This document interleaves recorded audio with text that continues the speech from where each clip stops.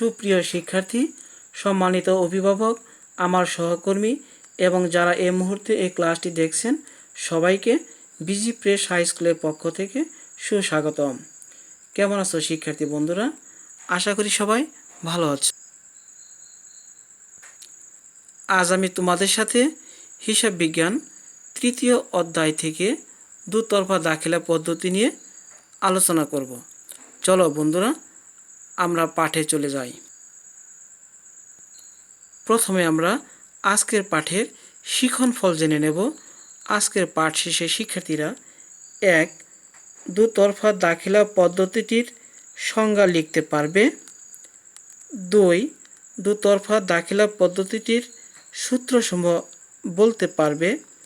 ৩. হিসাবের debit credit নির্ণয় করতে পারবে। ৪. প্রতিটি হিসাবের ডেবিট ও ক্রেডিটের ব্যাখ্যা প্রদান করতে পারবে। দুতরফা দাখিলা পদ্ধতির ধারণা। ইতালির প্রসিদ্ধ গণিতবিদ লুকা প্যাসিউলি 1494 খ্রিস্টাব্দে আর্থিক ঘটনাবলী সঠিক ও সুচারুভাবে লিপিবদ্ধ করার একটি পদ্ধতি বর্ণনা করেন। উক্ত পদ্ধতিটি দুতরফা দাখিলা পদ্ধতি নামে পরিচিত। দুতরফা দাখিলা পদ্ধতিটি হিসাব রক্ষণের একমাত্র নির্ভরযোগ্য, বিজ্ঞানসম্মত ও পূর্ণাঙ্গ পদ্ধতি হিসেবে প্রতিষ্ঠিত। এই পদ্ধতিতে প্রতিটি লেনদেনে 2 বা ততোধিক হিসাব খাত থাকে। এই হিসাব খাতগুলো দ্বৈত সত্তায় লিপিবদ্ধ করা হয়। একটি হলো ডেবিট, অপরটি ক্রেডিট। দুতরফা দাখিলা পদ্ধতিটির মাধ্যমে লেনদেনের দুটি পক্ষ অর্থাৎ ডেবিট ও ক্রেডিট পক্ষ লিপিবদ্ধ করা হয়। এই পদ্ধতিতে প্রতিটি ডেবিট লিখনের জন্য সমান অর্থের ক্রেডিট লিখন হবে। ফলে বছরের যে কোনো সময় হিসাবের মোট ডেবিট টাকার অঙ্ক মোট ক্রেডিট টাকার অঙ্কের সমান হয়। চলো বন্ধুরা, উদাহরণের সাহায্যে দুতরফা দাখিলা পদ্ধতিটির স্বচ্ছ ধারণা নেই। অফিসের কর্মচারীকে বেতন বাবদ 5,000 টাকা প্রদত্ত হলো। এই লেনদেনটিতে হিসাব বইতে দুতরফা দাখিলা পদ্ধতি অনুসারে লিপিবদ্ধ করতে হলে প্রথমে এর মধ্যস্থিত দুটি পক্ষ নির্ধারণ করতে হবে।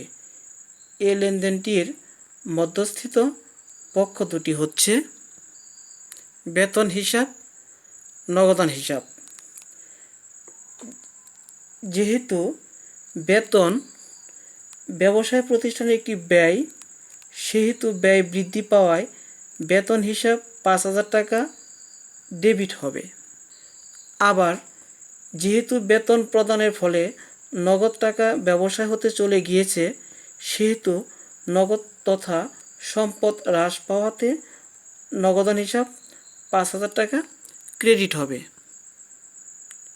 সুতরাং দেখা যাচ্ছে এই লেনদেনটির জন্য বেতন হিসাব যে পরিমাণ ডেবিট হয়েছে, নগদান হিসাবটি সমপরিমাণ ক্রেডিট হয়েছে।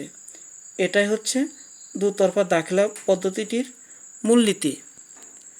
শিক্ষার্থী বন্ধুরা, এবার আমরা হিসাবের ডেবিট ক্রেডিট নির্ণয় করা শিখব। হিসাবের ডেবিট ক্রেডিট নির্ণয় করার পূর্বে আমাদেরকে প্রথমেই কতগুলি গুরুত্বপূর্ণ তথ্যাবলী সম্পর্কে বিশেষভাবে জ্ঞান রাখতে হবে।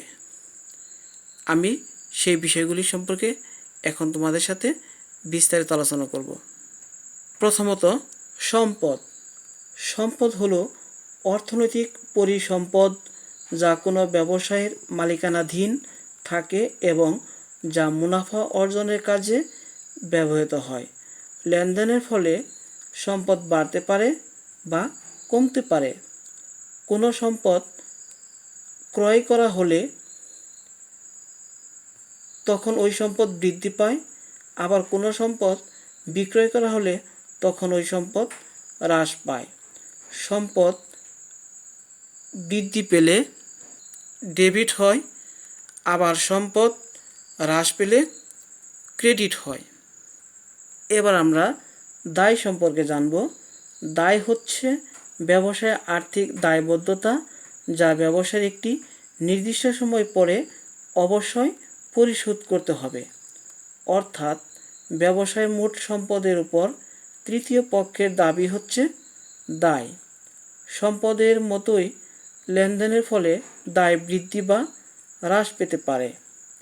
যেমন ব্যাংক থেকে ঋণ নিলে দায় বৃদ্ধি পায়, আবার ঋণের কিস্তি পরিশোধ করলে দায় হ্রাস পায়। সম্পদের সাথে দায়ের সম্পর্ক বিপরীত, তাই দায় বৃদ্ধি পেলে ক্রেডিট হয়, আবার দায় হ্রাস পেলে ডেবিট হয়। এবার আমরা মালিকানা সত্ত্ব সম্পর্কে জানব। মোট সম্পদের উপর মালিকের যে দাবি তাই হচ্ছে মালিকানা সত্ত্ব। ব্যবসায় শুরু করার জন্য মালিক প্রথমে মূলধন আনে, ফলে মালিকানা সত্ত্ব বৃদ্ধি পায়। আবার মালিক ব্যবসায় থেকে ব্যক্তিগত প্রয়োজনে উত্তোলন করলে মালিকানা সত্ত্ব হ্রাস পায়। মালিকানা সত্ত্ব প্রতিষ্ঠানের জন্য এক ধরনের দায়, কারণ হিসাব বিজ্ঞানের নীতি অনুযায়ী মালিক ও ব্যবসায় প্রতিষ্ঠান আলাদা সত্তা। ফলে দায়ের মতোই মালিকানা সত্ত্ব বৃদ্ধি পেলে ক্রেডিট হয়, আবার মালিকানা সত্ত্ব হ্রাস পেলে ডেবিট হয়। আয়। ব্যবসায়ের মূল উদ্দেশ্য হচ্ছে মুনাফা অর্জন করা। প্রকৃতপক্ষে মুনাফা হচ্ছে আয়ের ওই অংশ যা ব্যয় অপেক্ষা অধিক। সুতরাং আমরা বলতে পারি আয় মালিকানা সত্ত্বে বৃদ্ধি ঘটায়, তাই আয় বৃদ্ধি পেলে ক্রেডিট হয়, আবার আয় হ্রাস পেলে ডেবিট হয়। এবার আমরা ব্যয় সম্পর্কে জানব। ব্যয় আয়ের বিপরীত। আয় যেহেতু মালিকানা সত্ত্বে বৃদ্ধি ঘটায়, তাই ব্যয়ের ফলে মালিকানা সত্ত্বের হ্রাস ঘটবে। ব্যবসায়ের ব্যয় মালিকানা সত্ত্বকে কমিয়ে দেয়, তাই ব্যয় বৃদ্ধি পেলে ডেবিট হয়, আবার ব্যয় হ্রাস পেলে ক্রেডিট হয়। শিক্ষার্থী বন্ধুরা, এবার আমরা লেনদেনে দুতরফা দাখিলা পদ্ধতির প্রয়োগ নিয়ে আলোচনা করব। জনাব হাসান নগদ 50,000 টাকা মূলধনস্বরূপ এনে ব্যবসায় শুরু করলেন। এই লেনদেনে কারবার প্রতিষ্ঠানের নগদ অর্থ একদিকে বৃদ্ধি পেয়েছে, অপরদিকে মূলধনও বৃদ্ধি পেয়েছে। নগদ তহবিল হচ্ছে সম্পদ, আর মূলধন হচ্ছে মালিকানা সত্ত্ব। আমরা জানি সম্পদ বৃদ্ধি পেলে ডেবিট হয়, তাই নগদান হিসাবকে ডেবিট করা হয়েছে। আবার আমরা জানি মালিকানা সত্ত্ব বৃদ্ধি পেলে ক্রেডিট হয়, এজন্য মূলধন হিসাবকে ক্রেডিট করা হয়েছে, কেননা মূলধন হিসাব মালিকানা সত্ত্বেরই অংশ বিশেষ। অফিসের জন্য আসবাবপত্র ক্রয় করা হলো 5,000 টাকা। এই লেনদেনের ফলে একদিকে কারবার প্রতিষ্ঠানের আসবাবপত্র নামক সম্পদ বৃদ্ধি পেয়েছে, অন্যদিকে আসবাবপত্র ক্রয়ের ফলে নগদ সম্পদ হ্রাস পেয়েছে। আমরা জানি সম্পদ বৃদ্ধি পেলে ডেবিট, যেহেতু আসবাবপত্র সম্পদ বৃদ্ধি পেয়েছে তাই আসবাবপত্র হিসাবকে ডেবিট করা হয়েছে। আবার আমরা জানি সম্পদ হ্রাস পেলে ক্রেডিট, যেহেতু আসবাবপত্র ক্রয়ের ফলে নগদ সম্পদ হ্রাস পেয়েছে তাই নগদান হিসাবকে সমপরিমাণ মূল্য দ্বারা ক্রেডিট করা হয়েছে। কর্মচারীদের বেতন প্রদান 6,000 টাকা। এই লেনদেনের ফলে কারবার প্রতিষ্ঠানে বেতন নামক খরচ বৃদ্ধি পেয়েছে। আবার এই বেতন পরিশোধের ফলে কারবার প্রতিষ্ঠানের নগদ অর্থ হ্রাস পেয়েছে। আমরা জানি ব্যয় বৃদ্ধি পেলে ডেবিট হয়, যেহেতু বেতন একটি ব্যয়ের নাম এবং এর ফলে ব্যয় বৃদ্ধি পেয়েছে, তাই বেতন হিসাবকে ডেবিট করা হয়েছে। আবার আমরা জানি সম্পদ হ্রাস পেলে ক্রেডিট হয়। এক্ষেত্রে যেহেতু নগদ সম্পদ হ্রাস পেয়েছে, তাই নগদান হিসাবকে ক্রেডিট করা হয়েছে। পণ্য ক্রয় 20,000 টাকা। ক্রয় একটি খরচের নাম। পণ্য ক্রয়ের ফলে কারবারে খরচ বৃদ্ধি পেয়েছে। আমরা জানি ব্যয় বা খরচ বৃদ্ধি পেলে ডেবিট হয়, তাই ক্রয় হিসাবকে ডেবিট করা হয়েছে। আবার পণ্য ক্রয় করার ফলে নগদ অর্থ কারবার প্রতিষ্ঠান থেকে কমে গেছে। নগদ অর্থ যেহেতু সম্পদ, আমরা জানি সম্পদ হ্রাস পেলে ক্রেডিট, তাই নগদান হিসাবকে সমপরিমাণ অর্থ দ্বারা ক্রেডিট করা হয়েছে। ব্যাংকে জমা দেওয়া হলো 25,000 টাকা। এই লেনদেনের ফলে কারবার প্রতিষ্ঠানের ব্যাংক জমার পরিমাণ বৃদ্ধি পেয়েছে। ব্যাংক জমা যেহেতু সম্পদের নাম, আমরা জানি সম্পদ বৃদ্ধি পেলে ডেবিট হয়, তাই ব্যাংক হিসাবকে ডেবিট করা হয়েছে, কেননা ব্যাংক হিসাব হচ্ছে সম্পদের নাম এবং এটি বৃদ্ধি পেয়েছে। অন্যদিকে ব্যাংকে টাকা জমা দেওয়ার ফলে কারবার প্রতিষ্ঠানের নগদ অর্থ হ্রাস পেয়েছে।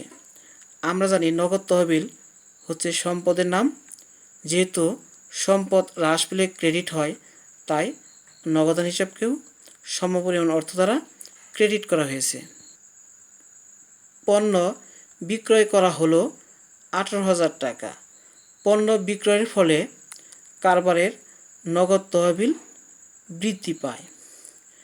নগদ তহবিল সম্পদ। আমরা জানি সম্পদ বৃদ্ধি পেলে ডেবিট, যেহেতু নগদ তহবিল বৃদ্ধি পেয়েছে, তাই নগদান হিসাবকে ডেবিট করা হয়েছে।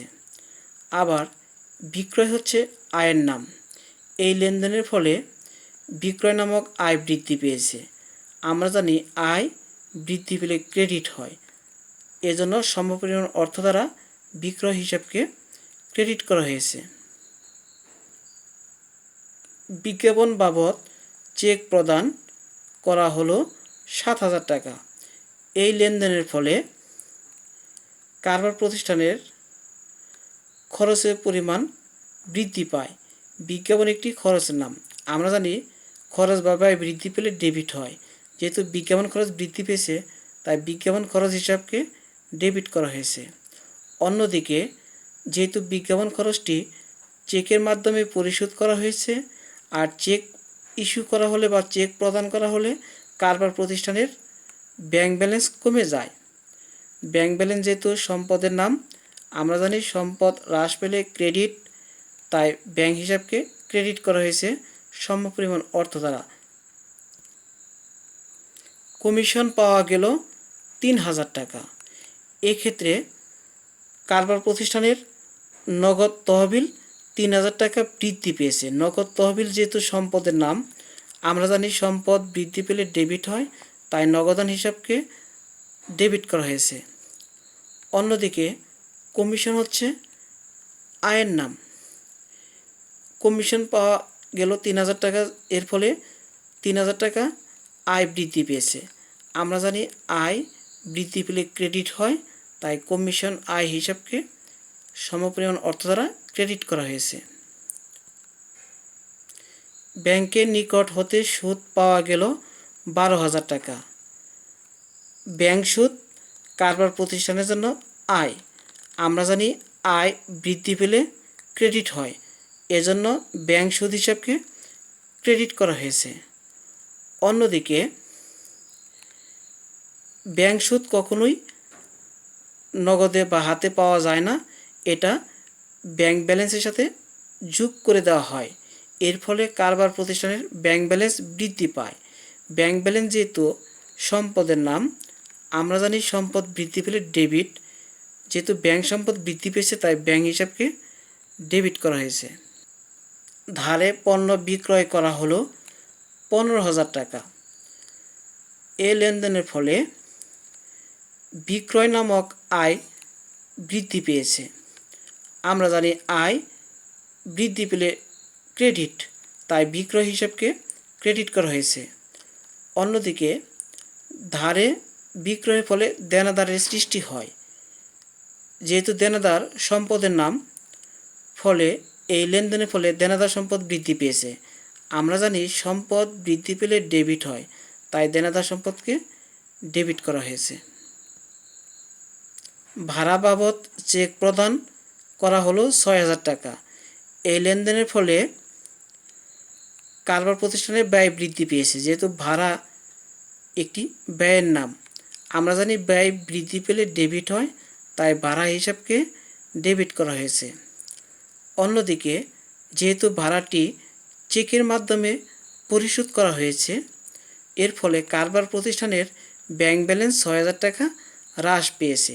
ব্যাংক ব্যালেন্স যেহেতু সম্পদের নাম, আমরা জানি সম্পদ হ্রাস পেলে ক্রেডিট হয়, তাই ব্যাংক হিসাবকে ক্রেডিট করা হয়েছে।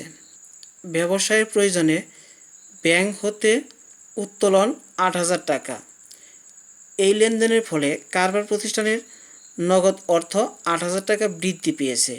যেহেতু নগদ অর্থ সম্পদ, আমরা জানি সম্পদ বৃদ্ধি পেলে ডেবিট হয়, তাই নগদান হিসাবকে ডেবিট করা হয়েছে। অন্যদিকে নগদে 8,000 টাকা উত্তোলনের ফলে কারবার প্রতিষ্ঠানের ব্যাংক ব্যালেন্স 8,000 টাকা হ্রাস পেয়েছে। আমরা জানি সম্পদ হ্রাস পেলে ক্রেডিট, যেহেতু ব্যাংক ব্যালেন্স সম্পদ, তাই ব্যাংক হিসাবকে ক্রেডিট করা হয়েছে, কেননা ব্যাংক তহবিল 8,000 টাকা হ্রাস পেয়েছে। শিক্ষার্থী বন্ধুরা, আমরা আলোচনা প্রায় শেষ পর্যায়ে এসে গেছি। এবার তোমাদের জন্য থাকছে একটি বাড়ির কাজ। তোমরা নিজ নিজ খাতায় বাড়ির কাজ অবশ্যই লিখে নেবে। মেসার্স জয়া অ্যান্ড কোং এর নিম্নোক্ত লেনদেন সমূহের ডেবিট ও ক্রেডিট পক্ষ উল্লেখ করো। 1. মিসেস জয়া মুখার্জি ব্যবসায়ে আরও 20,000 টাকা বিনিয়োগ করলেন। 2. অফিসের জন্য একটি কম্পিউটার ক্রয় করা হলো 25,000 টাকা। 3. ব্যাংক চার্জ ধার্য করল 1,500 টাকা। 4. ব্যাংক হতে উত্তোলন করা হলো 6,000 টাকা। 5. ধারে পণ্য ক্রয় করা হলো 15,000 টাকা। 6. মজুরি প্রদান করা হলো 3,000 টাকা। 7. ধারে পণ্য বিক্রয় করা হলো 15,000 টাকা। 8. ব্যাংকে জমা দেওয়া হলো 10,000 টাকা। আশা করছি তোমরা বাড়ির কাজটি খাতায় লিখতে পেরেছ। শিক্ষার্থী বন্ধুরা, তোমরা বাড়ির কাজটি তোমাদের অন্য বন্ধুদেরকে জানিয়ে দিবে এবং বাড়ির কাজটি সম্পূর্ণ সমাধান করে সমাধানের ছবি তুলে তোমার নাম, শ্রেণী ও রোল উল্লেখপূর্বক এই ঠিকানায় পাঠাবে। Messenger ID BG press high school অথবা ইমেল করতে পারো banglateacher3@yahoo@gmail.com। প্রিয় শিক্ষার্থী বন্ধুরা, এতক্ষণ ধরে যারা কাছে থাকলে তাদেরকে অসংখ্য ধন্যবাদ। কথা হবে তোমাদের সাথে পরবর্তী ক্লাসে।